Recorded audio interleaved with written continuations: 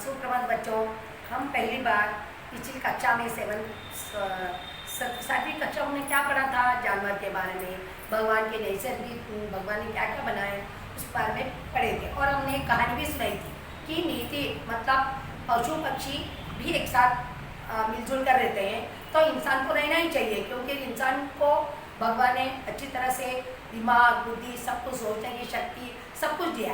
तो इस बारे में हम सब पढ़े थे और एक कहानी भी छोटी सुनाई थी। हमने कहा था एक छोटी आपने छोटी सी कहानी तैयार कीजिए, ऐसा मैंने कहा था।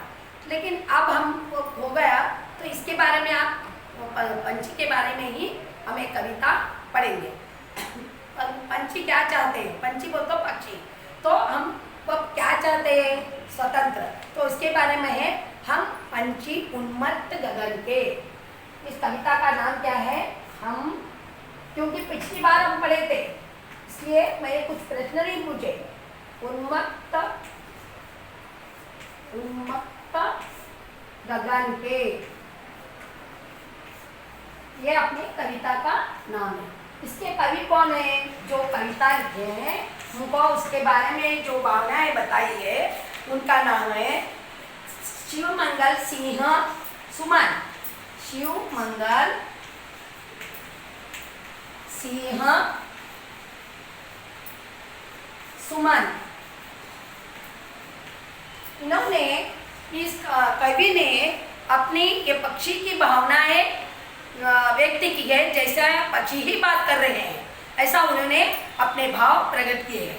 तो मैं एक बार एक इसके पंक्तियां कितने हैं, 4 पंक्तियां दिए सो। तो हम क्या करेंगे, 4 पंक्ति पढ़ेंगे और उसका भाव समझेंगे और उसके बारे में हम कठिन शब्द जो है हम उसके बारे में भी ज्ञान प्राप्त करेंगे। तो एक बार मैं कविता पढ़ूंगी। हम पंछी उन्मत्त गगन के पिंजर बंद ना पाएंगे, कनक तिलियों से टकराकर पुलकित पंख टूट जाएंगे। पंछी क्या कहते हैं, पक्षी जो कवि के भावनाओं के द्वारा कवि जैसा कह रहे हैं वैसा पक्षी कैसा कहते हैं वैसा कवि उनके बारे में उनका मन में क्या है वो व्यक्त कर रहे हैं। कैसे हम आकाश, खुले आकाश में स्वतंत्रता के रूप से हम उड़ना चाहते हैं। कौन बोल रहे हैं, पक्षी।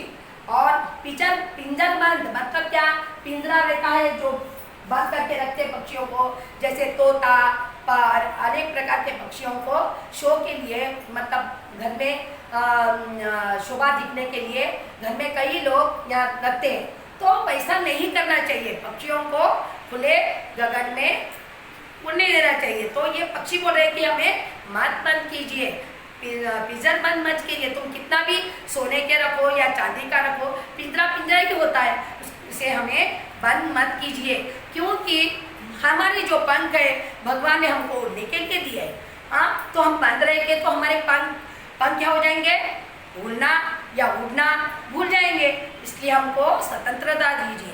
जैसे इसमें क्या है, इस शब्दार्थ इसमें क्या बनता है लाइन में, पंछी क्या है, शब्दार्थ। इसका शब्द मालूम के लिए लिख रही हूँ मैं। पंछी का मतलब क्या है, पक्षी। पंछी का अर्थ है पक्षी। उन्मुक्त का अर्थ है स्वतंत्र। उन्मुक्त अर्थ है स्वतंत्र।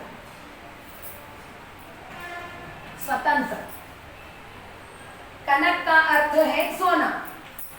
कनक का अर्थ है सोना। सोना का 2 अर्थ होते हैं। सोना में सो जाना, नींद आए तो, और सोना में हम जो सोने के गहने जो पहनते हैं उसको कहते हैं सोना। इसमें सोना क्यों आया, क्योंकि पक्षी क्या कहते हैं कि हमको तुम पिंजरे में बंद करते हैं, लेकिन वो सोने का हो या लोहे का हो या किसी भी धातु का हो, लेकिन पिंजरा ही होता है, उसमें बंद रखते तो पक्षी आज़ादी नहीं रहते, कभी भी नहीं रह सकते। इसलिए पक्षी वो कहते हैं कि हमको पिंजरे में कभी मत बंद करो, हमारे पंख जो भगवान ने दिए वो टूट जाएंगे। तो ये हो गया 4 पंक्तियों का। हम दूसरे 4 पंक्ति पढ़ेंगे। हम बहता जल पीने वाले, हम मर जाएंगे भूखे प्यासे, कहीं भली है कटुक की बोरी, कनक कटोरी की मैदा से। क्या कहते हैं हम बहता पानी, जैसा नदी बहता रहता है जंगलों में, तो हम जाते जाते प्यास लगती है, आके यहाँ पर उठकर हम दिल से, हमारे दिल से आके हम पानी पीते हैं और मर जाएंगे। अगर हम वहीं पर रह जाएंगे तो हमारे हम भूखे प्यासे, हम जब तुम कटोक सोने के कटोरी में रखेंगे तो हमको कैसा लगेगा? वो जैसा निबोरी, निबोरी क्या है? नीम के जो बीज होते हैं, जो नीम के पेड़ देखा है आपने, नीम के पत्ते जो जलाते मच्छर जलाने के लिए पत्ते, वो पेड़ देखा है ना, उसको निबोरी लगते हैं, वो होते हैं कट्टू। कट्टू मीन्स कड़वे। तो तुम कितना भी हमको सोने के कटोरे में खाने के लिए रखेंगे, कोई अच्छी अच्छी चीज़ें रखेंगे, फिर भी हमको कैसा लगेगा? वो नीम के कटोरी के बीज के जैसा कड़वा लगेगा। तो इसलिए हमें स्वतंत्रता से आकाश में उड़ने दीजिए, ऐसा ये कहते हैं। अब इसके शब्दार्थ क्या है?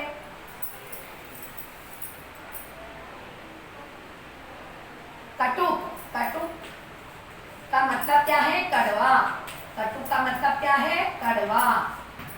निबोरी तो नीम के फल, सॉरी निबोरी,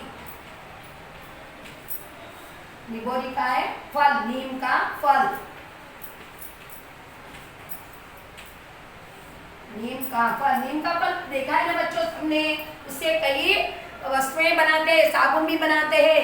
और वो आपने देखा ही होगा, जो समर जो धूपकाले के दिन होते हैं तो कई बार नीचे गिरते हैं वो नमक, और अपन देखने से बहुत कड़वे लगते हैं। तो ये हो गया निबोरी, नीम का फल। और कनक मीन सोना, मैं तो यहाँ बता दी, कनक मीन सोना। कटोरी, कटोरी मतलब आपको बताइए, हम सब्जी खाते हैं या कोई भी, तो एक कप मतलब स्टील का हो, किसका भी हो, धातु का कप। तो इसमें हम कितने भी आप दे दिए फिर भी हमको वो कड़वा ही लगेगा, ऐसा पक्षी बोलते हैं। अब तीसरे इसमें जाएंगे श्रृंखला में। स्वर्ण श्रृंखला के बंधन में अपनी गति उड़ान सब भूले, सब सपनों में देख रहे हैं, तरु की पुगनी पर है झूले। तो क्या बोल रहे हैं? श्रृंग श्रृंखला मतलब तुम कितना भी सोने के इसमें रखो, हमको वो बंधन ही लगेगा। और हम अपनी जो गति है, कहीं दूर हम जाके भगवान की बनाई हुई सुंदरता देखने के लिए उड़ते हैं, तो वो हम उड़ान भूल जाएंगे। और जब हम सपने देखेंगे, कहीं कहीं उड़कर देखेंगे भगवान ने जो बनाए हैं, और हमारे सपने क्या है? उड़ना। और उड़कर जो जो पक्षी होता, पेड़ों पर पक्षी होते हैं उधर मिलना, और पेड़ पर फल होते हैं वो खाना। और खाते खाते जो पक्षी खाते हैं बीज, फल खाते हैं, खाते खाते उनमें मुंह में रह जाता, और वो क्या करते हैं? फिर उड़ते उड़ते कहीं जगह पर वो बीज पड़ जाता है। उस बीज से क्या होता है? कहीं पर फल भी आ जाते हैं, उससे कहीं सबको फिर फल हमको उपयोग में आता है, पेड़ उपयोग में आता है। तब तरु की, तरु क्या है? तरु की फुगनी के झूले पर, तरु मतलब पेड़, पेड़ के जो झूले के डाली होती है, तो उस पर हम उड़ के वो झूले के जैसा झूलते रहते हैं।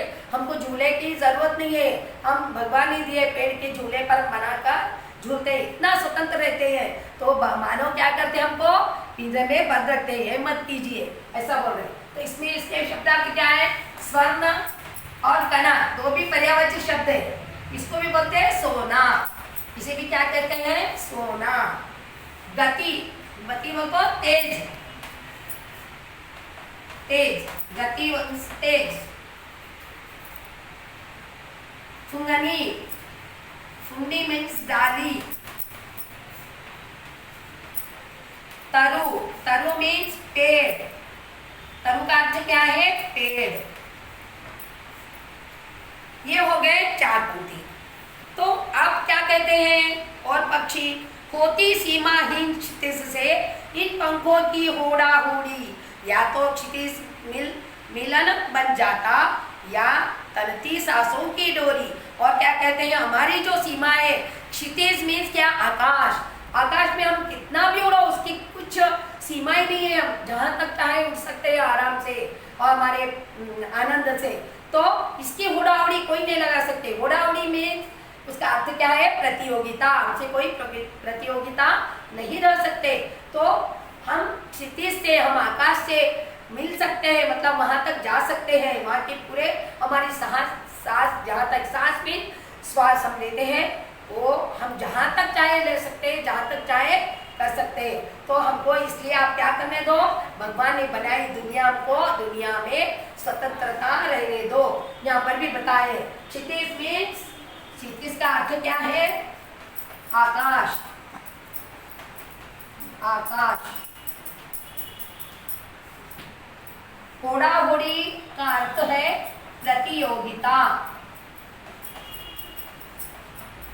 प्रतियोगिता।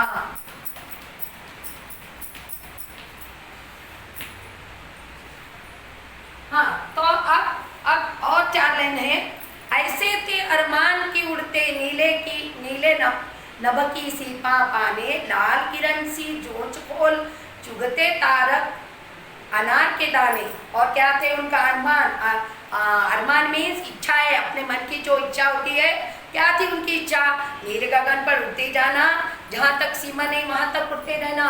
और जो सूरज की किरण लाल आती है और हमें क्या दिखती है, एक नीचे तक आया तक उनको ऐसा लगता है कि यहाँ पर दाने गिरे हैं, जो चांद ऊपर सितारे रहते हैं वो तो दिन में नहीं दिखाई देते, लेकिन पक्षी को क्या लगता है, जो किरण आते हैं वो लाल तारक में अनार के दाने, उसके जैसा हम उनको लगते हैं। और क्या कहते हैं, जैसा आके हम उनको चूग लेंगे, उसको अपने चोंच में रखेंगे, ऐसी उनकी अभिलाषा होती है, उसके अरमान होते हैं।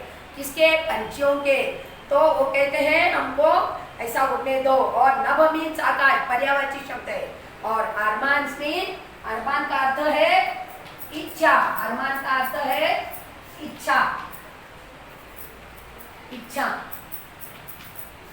तो इस तरह से कवि इस तरह से पक्षी कवि के द्वारा बता रहे। और एक 4 लाइनें। नीड न दो चाहे टहनी का, आश्रय छिन्न भिन्न कर डालो, लेकिन पंख दिए हैं तो व्याकुल उड़ान में विघ्न न डालो। और व्याकुलता से कहते हैं चाहे हमको नीड मत दो, नीड मीन्स घोंसला, चाहे हमको टहनी भी न दो पेड़ के, लेकिन हमारा जो आश्रय है हमको छिन्न भिन्न कर डालो, लेकिन हमारे पंख जो है वो हमारे मत काटो, हमें पिंजरा में मत रखो, हमें पिंजरा में बंद मत कीजिए। हमारी जो व्याकुलता है, बेचैनी है, हमारे उड़ने में कभी भी आप संकट मत डालो। विघ्न में संकट, विघ्न का अर्थ क्या है? संकट।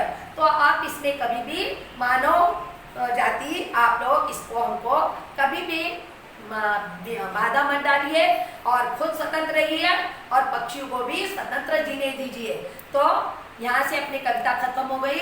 तो आप क्या करना है, मैंने जो शब्दार्थी दिए हैं उसको गृह कार्य में लिखकर आप एक बार फिर से उसको एक 5 वाक्य में प्रयोग कीजिए।